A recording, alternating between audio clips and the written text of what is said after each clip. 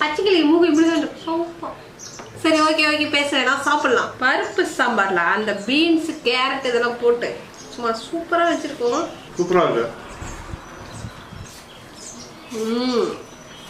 சூப்பரா இருக்கு. மீன் ஃப்ரை சாம்பார் சாப்பாடு கூட சேர்ந்து சாப்பிடும்போது சூப்பரா இருக்கு. பொரியலும் போட்டுக்கலாம். மீன் பொரியல் வந்து கடிச்சிக்க சூப்பர் சூப்பர் செம்மையா இருக்கு. இந்த மாதிரி மீன் பொரியல்லாம் உட்காந்து ஏதாவது ஒரு படத்தை போட்டுட்டு உட்காந்து சாப்பிட்டோம்னா அப்படியே வாயில செத்து போயிடும். நான் எவ்வளோ அழகா சொல்லதானே.